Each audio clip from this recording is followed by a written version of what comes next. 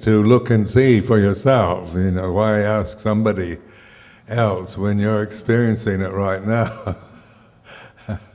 So it's as simple as that, but yet notice the human condition is one in which we see ourselves always in terms of the conditions, attachment to conditions, attachment to the physical appearance we have, and to the cultural attitudes and religious attitudes, personal identities. Everything becomes more than what it is.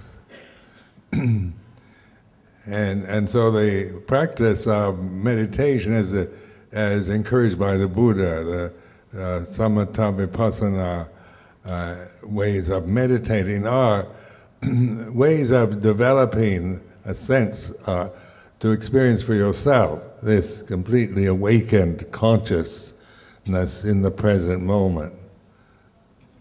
When I first started practicing meditation in Thailand many years ago, and of course the emphasis was on the three characteristics of existence, of all conditioned phenomena, anicca, dukkha, anatta. And anicca I had no problem with. It seemed obvious, spoke for itself. Dukkha, I could see that. Anatta, I couldn't at all. Because if there's one thing I felt is that I'm here, this is me, and why should I deny it, I am a separate person, a personality, an individual, a physical form. And to say that I don't exist sounds ridiculous.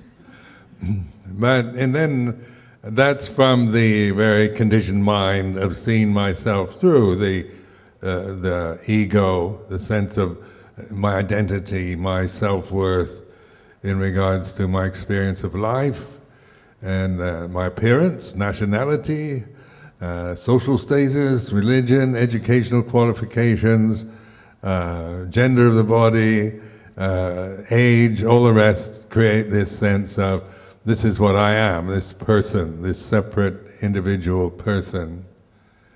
And so anatta was the kind of enigmatic, the enigma of for me, because even though I didn't, I wasn't kind of saying it's not true. I didn't quite understand what the point was. And then over the years, training in monastic life with Luang Por Chah, and actually beginning to investigate the self-view, the sense of self as I experienced it in my daily life. I could see, how I began to observe how this awareness was one thing, and the emotional habits, the memories that would arise and cease, the identities, the cultural assumptions, everything would arise and cease according to conditions, and they were always changing, and that one couldn't find anything in these conditions that had any permanent soul or self, or they are what they are, but they are in the state of flux, of change, and that which is aware of change. Then, of course, to be really aware of change, you have to give up thinking about it and be the mindfulness itself, be the observer, the knower. So this is very direct and it's very simple, but human beings are not simple. We're very complicated. And coming from my background from the United States, complicated personality that I imposed on experience of life was the very thing that I could relate to as suffering. Because as I grew older, and when I was a child, life was quite simple, and then because I was discovering life, and I didn't have a lot of complicated views or opinions about anything, just learning, experiencing, investigating the things around me. But then, as you grow up, you gain more and more conditioning, and then I remember in my teenage years, as when I really began to notice how much suffering I was experiencing. I think in the teenage years, one's self-consciousness is at its peak. If you notice, most teenagers are very much worried about what others think of them and how they look and what kind of clothes they wear. And of course, you're making your sense of your self-worth and judgment by, how acceptable you are to your peers. And this tends to linger through one's life if one doesn't really investigate experience. I found the life of a Buddhist monk a great opportunity to do this, because this was the whole point of being a bhikkhu, according to Luang Por Chah, was to find out for yourself and to cultivate the path of awareness. The teaching of the Lord Buddha is an expedient means, so in the Western world, where we have, like for example in the UK now, it's a multicultural, multi-religious society. So there's been enormous efforts to understand other religions. And they have this interfaith movement in London and in other parts of the UK that try to bring all the different religions together and at least have some kind of discuss their differences and try to create some kind of harmony and respect for each other's religions. And of course, there's almost every religion now represented in, say, the London interfaith movement. Different forms of Buddhism as well as Hindu and then the different Christian, Jewish, they have Zoroastrian, Baha'i, everything, that Muslim, so that all this is meeting, and of course the difference is wanting to find a common bond or some kind of common belief. They're always struggling to form some kind of prayer that all religions could relate to and all religions could agree to and say. So they found on this interfaith movement in London that all religions can agree on a certain prayer except the Buddhists.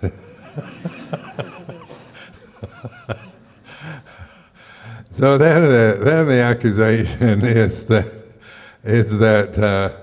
the Buddhists are not a real religion, or that it's more of a philosophy, or it's a kind of form of humanism, or ways of putting it outside the category of religion. Because to most people, like in the Western world, they regard a religion as believing in God, believing in a deity. And so and of course, Buddhists, we don't have this. This is not the foundation of our practice. So it does put us almost in the opposite. They almost accuse us. Some would even consider us atheists, which is now quite respectable in Britain to be an atheist. So it's not like you're going to be persecuted. But there's always a desire to label and fix you into some kind of category. And Buddha Dhamma doesn't really fit totally into any category. So is it a religion, is the question. And then tracing the word religion back to its Latin roots, religio, it means, literally means in Latin a kind of a conventional means to bind you or to the ultimate reality. So it is, in this sense, Buddhism is a religion, because it definitely does that. And then, I mean, it's not bind you and a kind of tie you, but it's a way of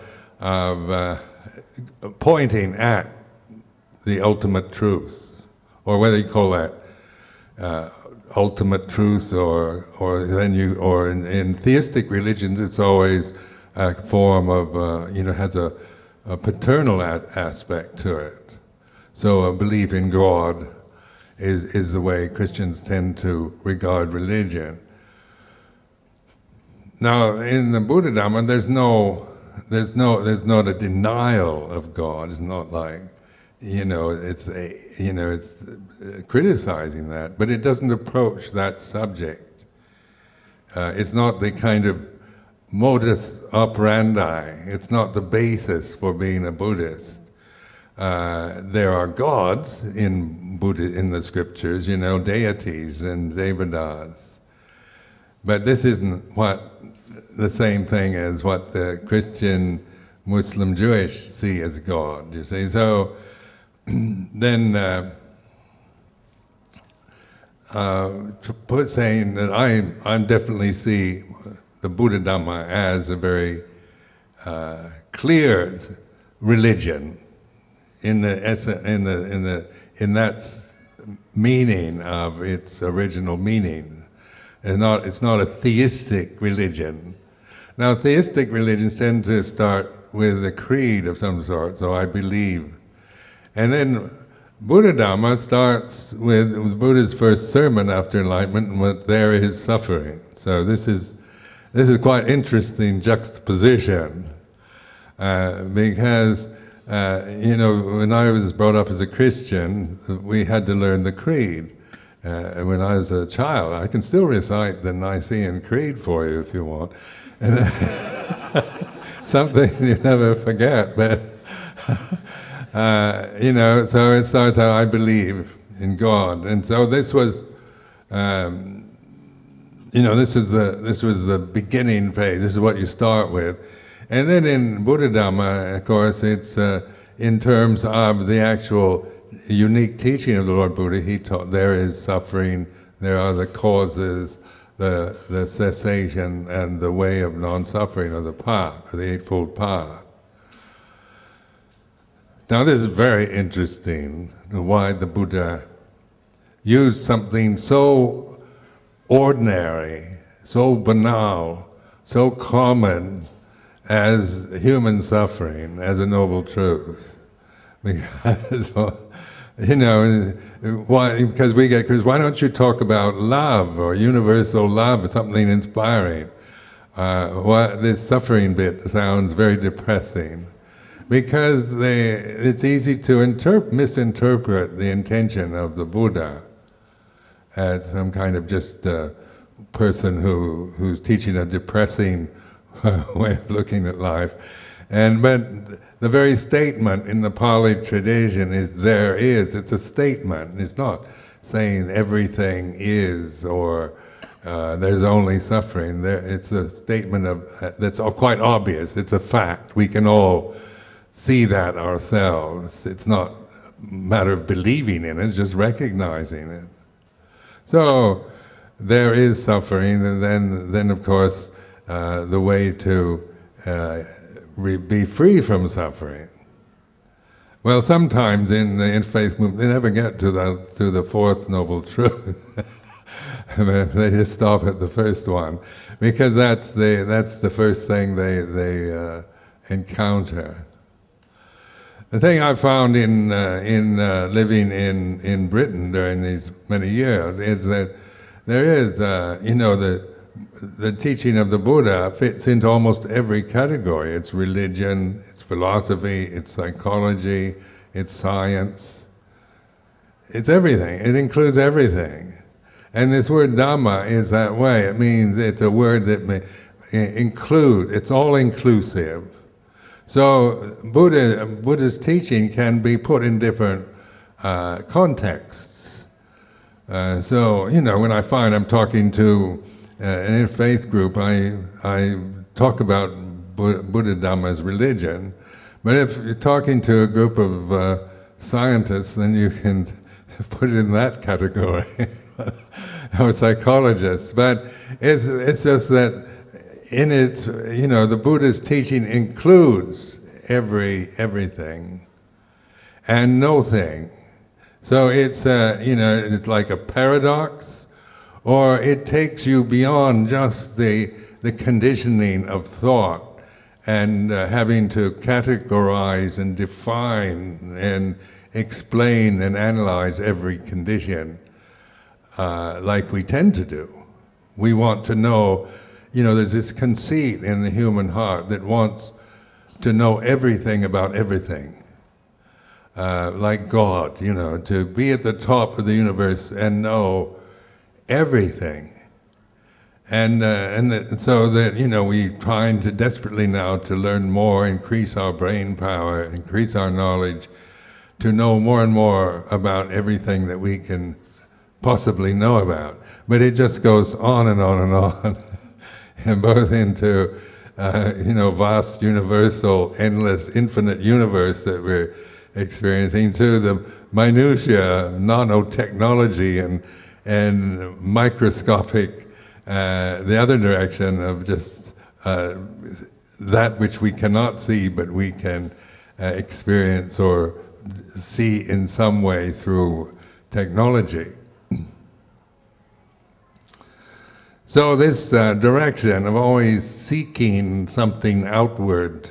Now notice that the human in your own lives, how the tendency is always to seek happiness as something you find outwardly, or seek security, or this movement because of the nature of our human state of looking outward and trying to find, even in theistic religions, it's easy to interpret them in terms of finding God as some external force out there, and yet in the mystical form, say, of Christianity, it's about seeking God within, and yet the conditioning, the cultural conditioning and the thinking process tend to encourage this movement outward, to always look for something external, either in the sky or on the planet or in another country or another person.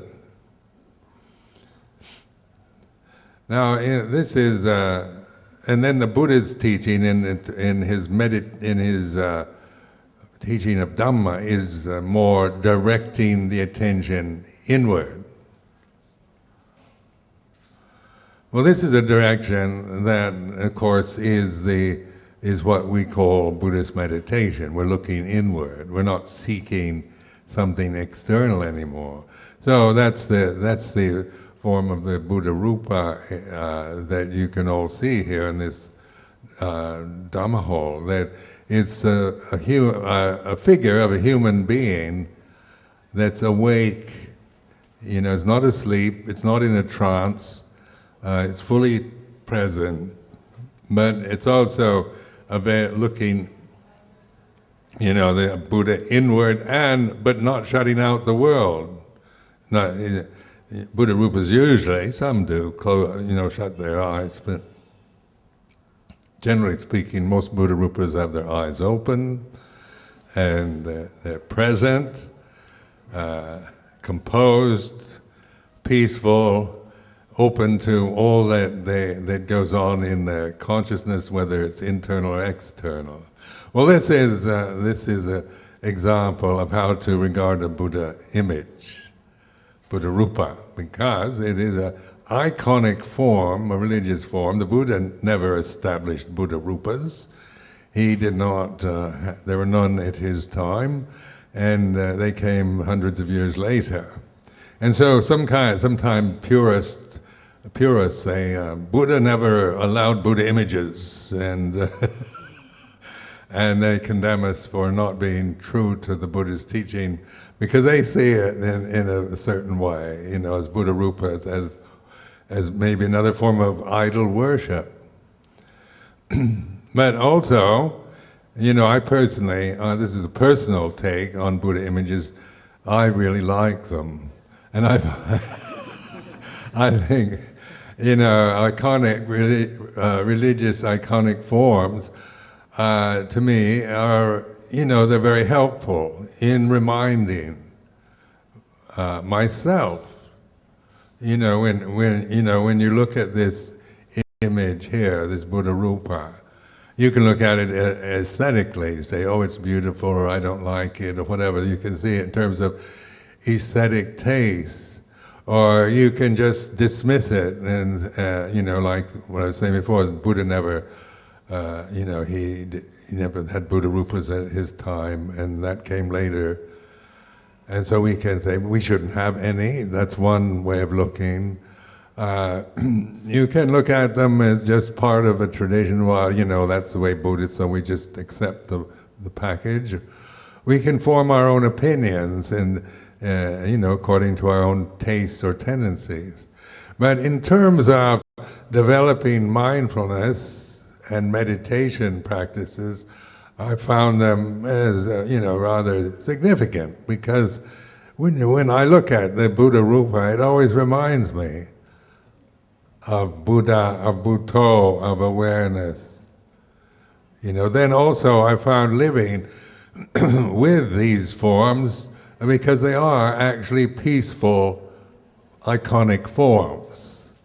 They're not in a state of passion or excitement, or they're not floating up in the air, living in a different realm. Usually the Buddha's touching the ground, or there's a sense of being grounded on this planet in a human body, but fully present, fully awake. So this is, then this as a reminder. We do need reminders, because the problem we all face, why we suffer so much, is heedlessness, forgetting the Dhamma. So, forgetting the Buddha Dhamma Sangha. So we get caught up in all the worldly pressures and the desires of modern life, the stress and the pressures and the attitudes and fashions of the time. They pull us outward. They draw us out into, wanting or not wanting, forming opinions and views. And also at this time there's so much, on this planet, a kind of fear element, an anxiety because of the ignorance that exists in the human heart at this time, with this enormous human population that I don't think this planet has ever had to deal with before. And so the human population is enormous and ignorant of Dhamma. Even though we're educated, we know about things, but not about Dhamma.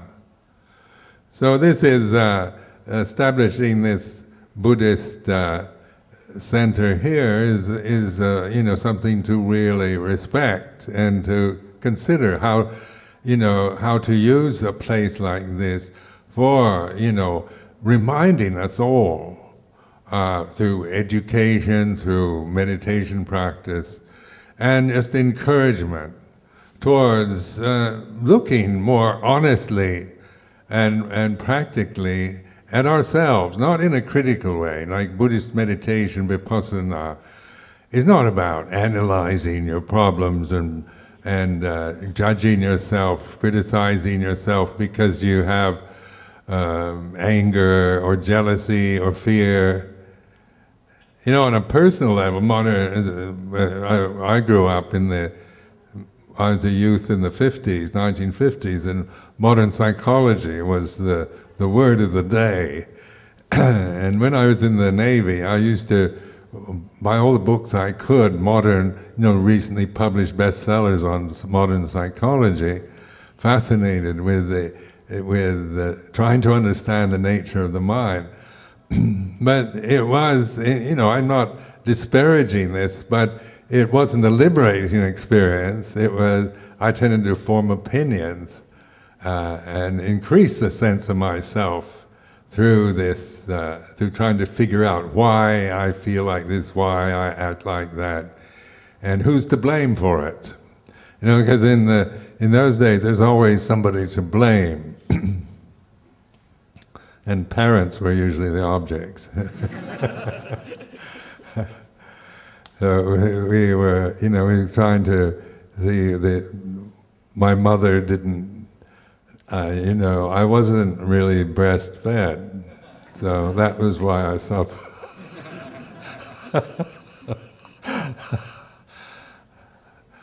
But anyway,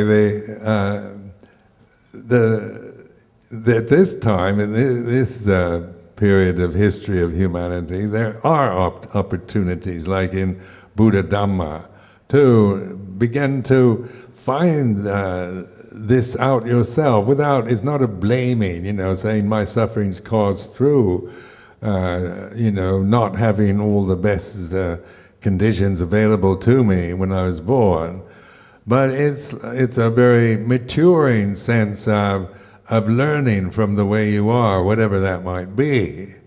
We don't need the best conditions for enlightenment. We don't have to have perfect parents and perfect education and in a fair and just and perfect democratic society. We don't have to have perfect health and all the best. Even though that would be very nice, if one does have that. But with all the imperfections of our conditioned experience and our karmic inheritance, we learn from the way we are. This is developing the path of willing to observe the nature of conditioned phenomena, rather than judging it in terms of how it should or shouldn't be, or what its best possibilities could be that I don't have. Because that just tends to create more neurotic complications, and we never find a way of liberation from it. It just increases the complexity of the conditioned realm. With a teacher like Luang Por Chah, he was he was very famous for his kind of directness, and I think that's what most of us who knew him or have followed in that tradition, what we like, because we are from, usually most of us are educated and we have acquired a lot of knowledge and know all kinds have very strong views about everything, but we don't know what we're doing till we start looking and observing. When I first went to stay with Luang Por Chah in 1967, I had a real interest in Buddhism, and I had a year of practice as a samanera, of practice of meditation.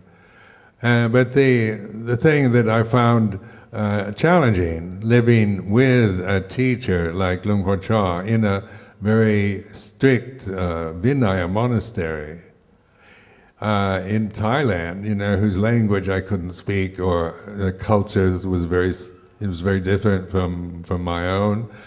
Well, there was so much, it was a tendency to form views and opinions about it. To see in the way my mind would tend to form critical views of how things should or shouldn't be, or even patronizing views, because from a kind of modern American, very kind of avant-garde background on the west coast of the States, into a very conservative rice-growing culture at that time. All the other monks were sons of farmers, rice farmers. And so it's easy to, on the personal level, to develop views and opinions. One could kind of be like elevate the simple rice farmer as much better off than the complicated, neurotic sumeto seemed to be. That's one way. Or I could go the other way of, I have much more sophistication and worldly knowledge than they do. And but anyway, the whole effort of Luang Por Chah, his kind of way of teaching, was not trying to convince me of anything or take any position whatsoever, but to observe, to be the knower of what I'm thinking, the opinion, whatever it might be, what I'm attached to, and to observe for myself the power of attachment, what produced, which is the cause of suffering. You know, this is what you do internally. It's not about blaming externally, or forming views or critical attitudes about the conditions you're experiencing, but observing. So this puts us in what I call an intuitive state of consciousness, where there's consciousness and with awareness, combined with awareness. And then the Buddha's teaching, like what we used, the Four Noble Truths, was wisdom teachings, meaning we're not just grasping these words and these teachings, but we're actually applying them to the conditions we find within us. Now, the Four Noble Truths is not a teaching about one thing is better than another. It's pointing to the causes of suffering, and then the way of letting go of those causes to recognize, to have direct knowledge and insight into non-suffering. So this is what we call panya, or wisdom. Panya is the Pali word, translated generally into English as wisdom.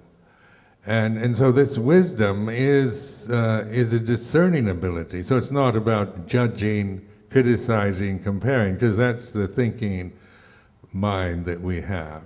That's conditioned. But this is not conditioned. It's what you call a universal. It's Dhamma. It's a natural knowing, and you might call it a universal intelligence that operates through discerning the way it is. Now, the way it is, they tell me about the way it is, and because people want me, they think I'm an expert. I've been a monk for so long, and so they would like, people would be quite willing to believe me. I think many people would, some wouldn't, but this is it's not the point. It's a directing attention inward, to find out for yourself. This is not about the kind of meditation master position of, that I tell you what Buddhism is all about. The whole point of Buddha's teaching is find out for yourself. And so this is like the Pariyatti Dhamma, the traditional Pali teachings that have been so well preserved in the Tripitaka. That's what we call Pariyatti Dhamma, or the kind of intellectual presentation of Buddha Dhamma through tradition. And then, so there's Pariyatti and then Bhati-bhati. Bhati-bhati is the practice of Pariyatti. Taking the Pariyatti teachings and putting them into practice, so you have the insight yourself. Because the teachings are not magical formulas that by being able to recite them you have a awakening experience, but you do by putting them to work for you, investigating, using them to discern the difference between suffering and non-suffering, between self and non-self. We have this ability to discern the self, the ego, the sense of me and mine, that I found so difficult when I first ordained. The anatta I found difficult to understand.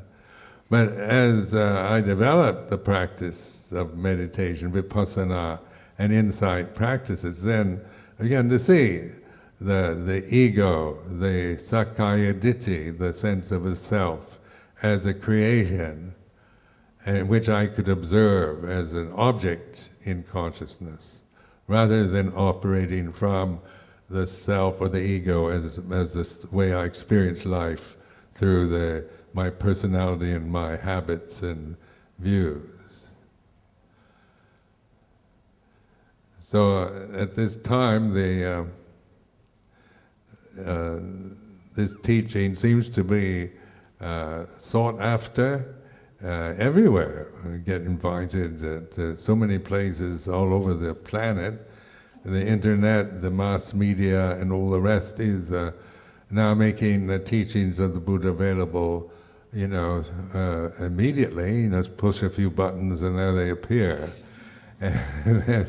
And the amount of interest in the practice in Buddhist meditation is growing very rapidly, because there is a sense that we do need to develop wisdom.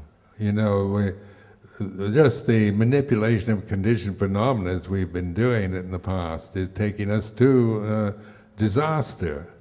We're destroying ourselves through our own cleverness because we don't have the wisdom to know how to relate properly or deal with the conditioned realm that we're experiencing.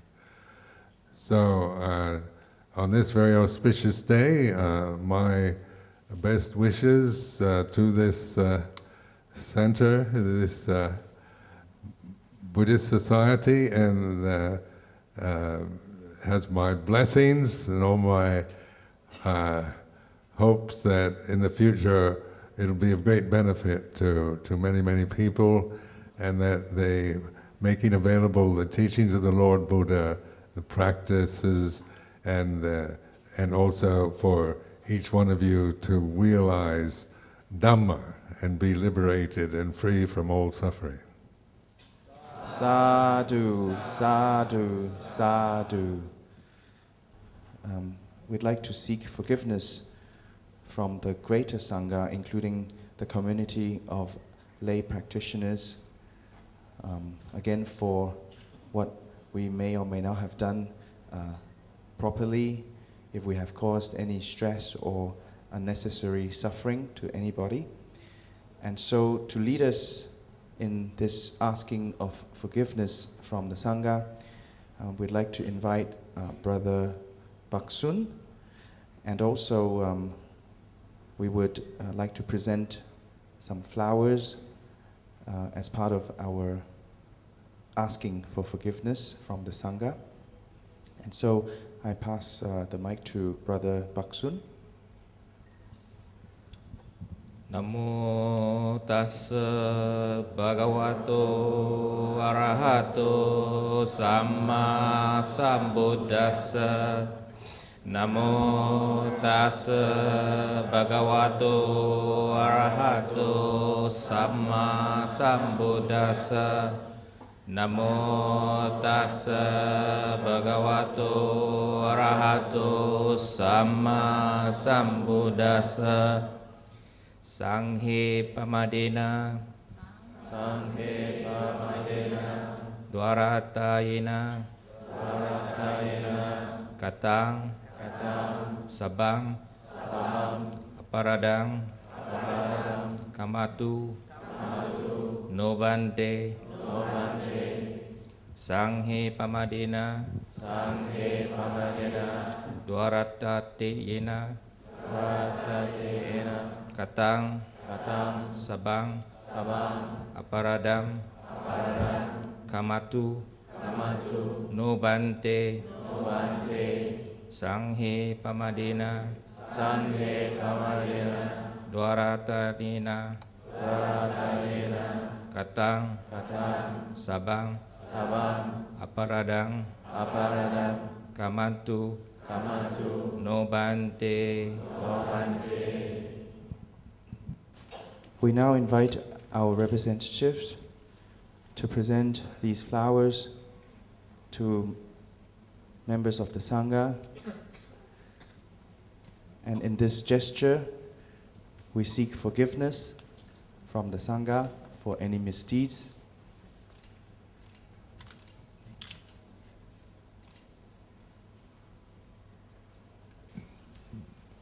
Yathavarivaha pura paripurenti sakaram Evameva hitotinam vedanam upakapati Ititang batitang dumhang kipumeva samichatu Sape purento sangapa Janto banaraso yatha manicho diraso yatha